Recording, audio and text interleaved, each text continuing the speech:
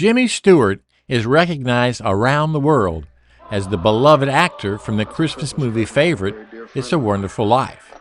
Not many know that Jimmy made that inspiring movie right after coming back from World War II with combat fatigue and shell shock, known now as PTSD. During the war, pilot Jimmy Stewart flew 20 dangerous missions over Germany in a B-24 Liberator bomber with the 8th Air Force. This is the incredible story of an Academy Award-winning film star who gave up his actor's salary to volunteer for his greatest role as a World War II hero. Next on Mark in History.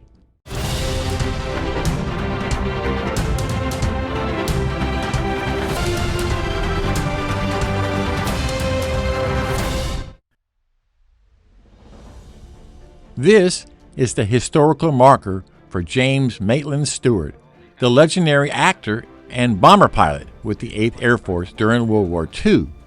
His marker is located here in his hometown of Indiana, Pennsylvania, next door to the Jimmy Stewart Museum. It was not long after receiving an Academy Award for the Philadelphia story that 33-year-old James Stewart left Hollywood to enlist in the Army Air Force. Soon, he was shipped overseas to the European Theater of Operations, becoming a B-24 Liberator bomber pilot over Germany. Let's learn more about this remarkable American hero. James Maitland Stewart was born on May 20, 1908, to parents Elizabeth and Alexander Stewart, and grew up with his two younger sisters in his hometown of Indiana, Pennsylvania. His father ran the family business, the J.M. Stewart hardware store. Alex Stewart hoped that his son would take over the hardware store after attending Princeton. But young Jimmy had other aspirations. He wanted to fly. Airplanes and flying had been a passion since Jimmy was 10 years old.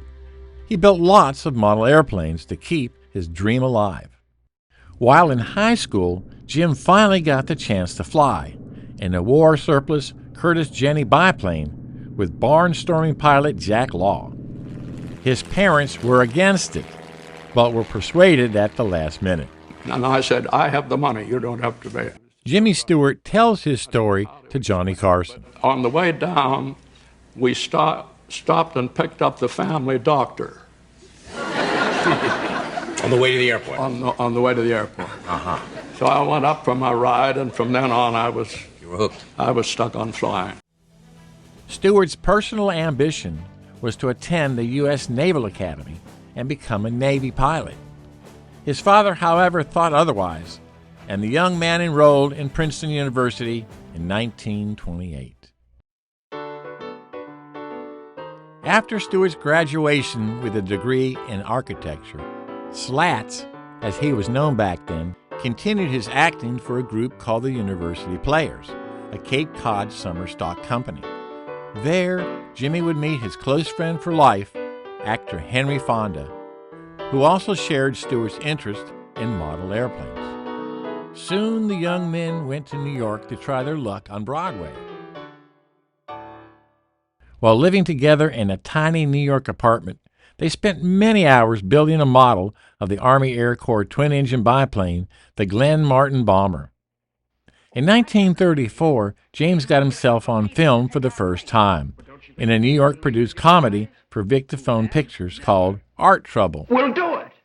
You might recognize the co-star, funny man Shemp Howard of the Three Stooges fame. That I thought I'd save time and mail out the whole batch of letters at once. Eventually, Jimmy and Henry took screen tests, signed actor contracts, and arrived in Hollywood in June 1935. Before long, Jimmy Stewart would become a movie actor and an international star. When Jimmy wasn't making moves on the dance floor with his most recent date, he was making moves in the sky. By the spring of 1941, Stewart had become an accomplished pilot with a commercial license and more than 300 hours in his logbook. He owned his own airplane, a Stetson 105, the same model owned by Howard Hughes. Long before he entertained the idea of movie stardom, James Maitland Stewart felt the call of military service. Patriotism was a way of life in his family background. His Stewart ancestors had served in every American war since the Revolution. His paternal grandfather, the original James Maitland Stewart, served in the Union Army during the Civil War.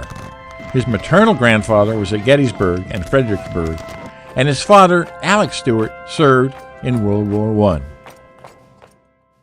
Jimmy decided to enlist after he received his draft notice in October 1940.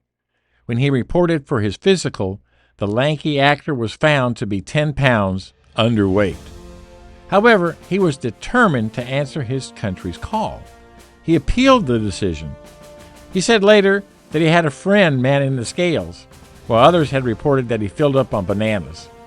He passed the weigh-in the second time around by only 1 ounce. On March 22, 1941, the 33-year-old actor became a U.S. Army Air Corps private. December 7th, 1941, a date which will live in infamy. After the Japanese bombed Pearl Harbor on December 7, 1941, and Germany declared war on the U.S. 4 days later, Jimmy felt an even stronger desire to serve overseas. Now that the United States had entered the war, the image of a Hollywood star in uniform wearing silver pilot wings was a surefire recruiting tool for the Army Air Corps. The patriotic Stewart, however, did not wish to play the role as show pony and was determined to do everything in his power to get an operational assignment with a combat unit in Europe. The U.S. Army Air Corps did get their way in May of 1942 with a propaganda and recruitment film directed by John Huston and starring Jimmy Stewart, and Winning Your Wings.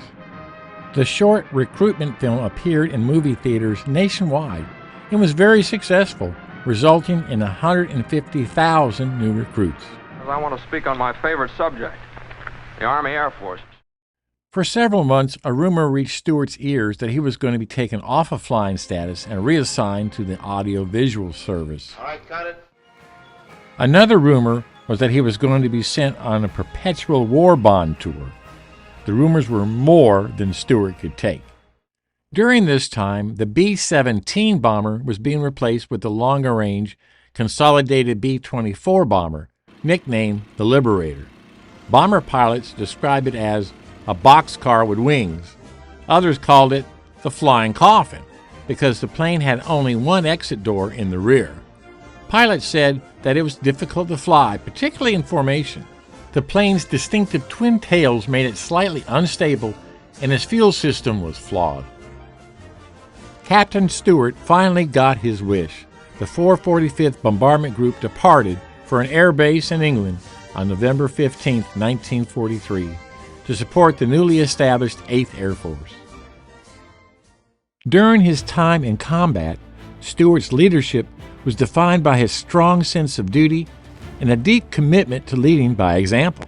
Stewart regularly flew combat missions himself. This type of leadership through example earned him the respect and loyalty of his fellow airmen. To many of the combat crews, he had become a lucky charm. Missions on which he led seemed to be successful. The bombing results were usually good, and casualties were generally light.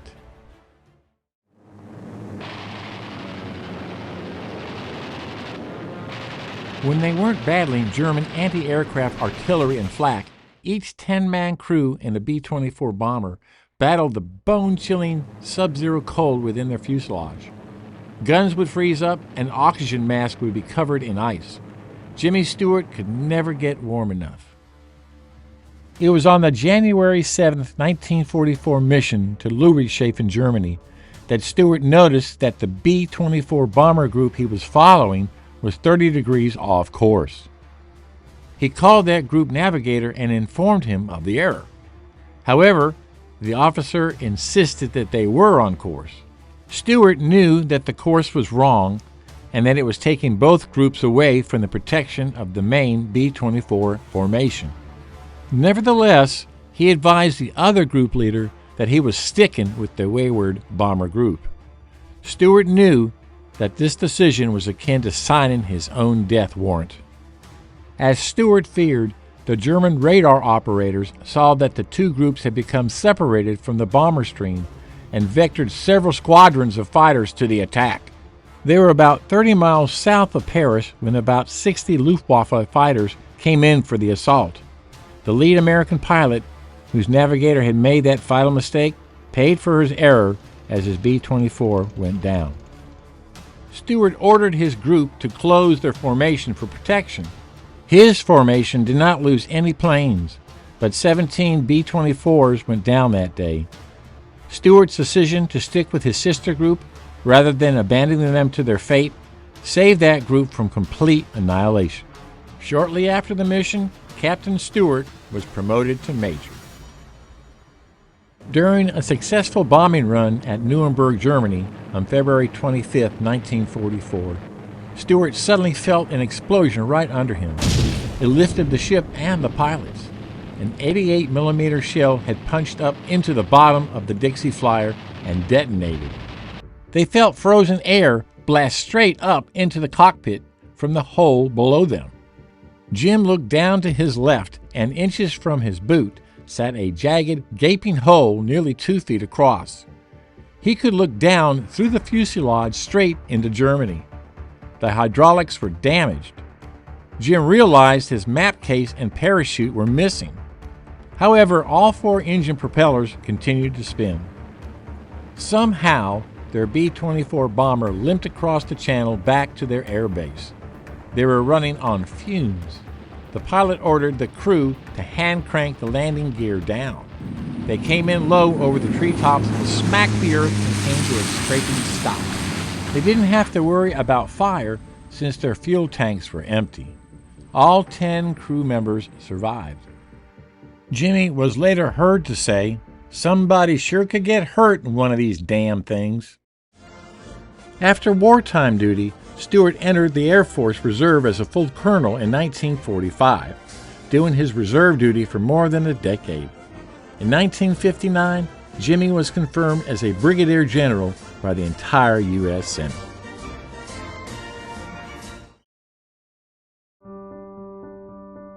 After the war, Stewart returned to America in 1945, first to visit his family in Pennsylvania, and then on to Los Angeles.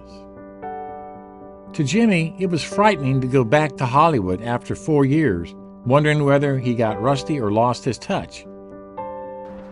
And the war years affected him just like many others who had shell shock and combat fatigue.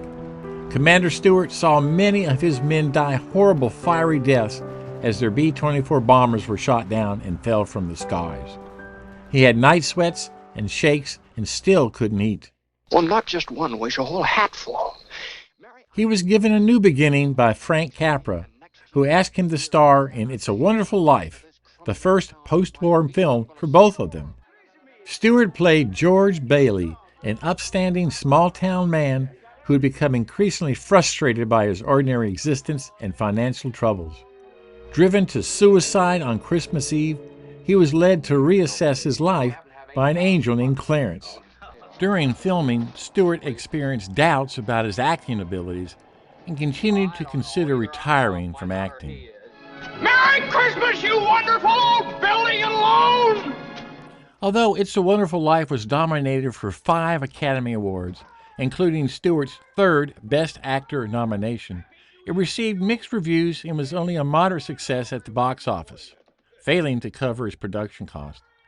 In the decades since its release, It's a Wonderful Life has grown to define Stewart's film persona and is considered a Christmas classic. According to the American Film Institute, it's one of the 100 best American movies ever made. Stewart later named the film his personal favorite.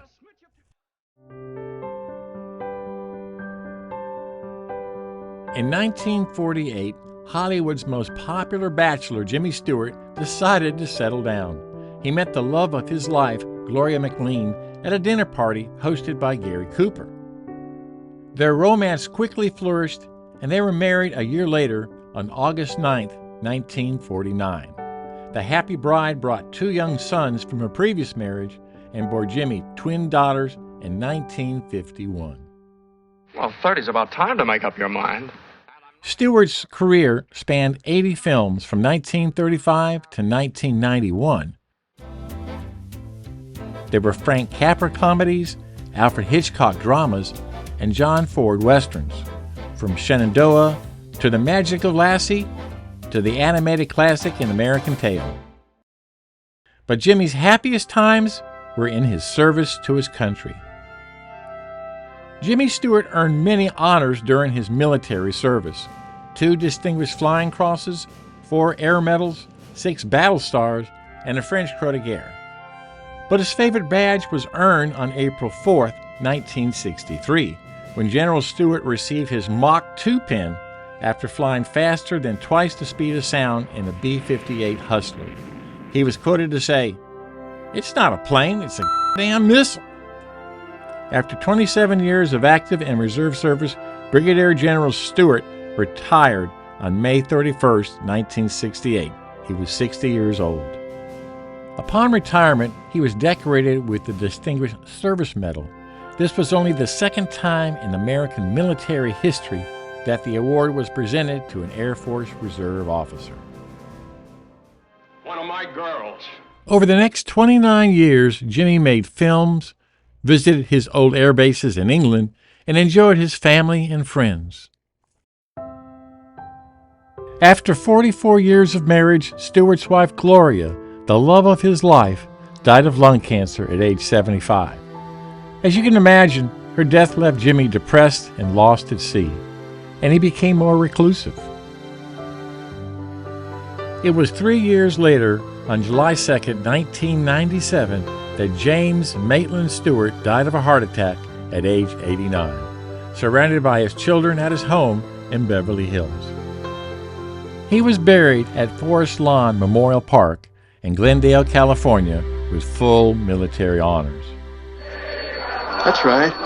Although he is considered to be one of the best American actors of all time, Jimmy Stewart will always be remembered as that tall, lanky 33-year-old who rose through the ranks from private to brigadier general of the U.S. Air Force.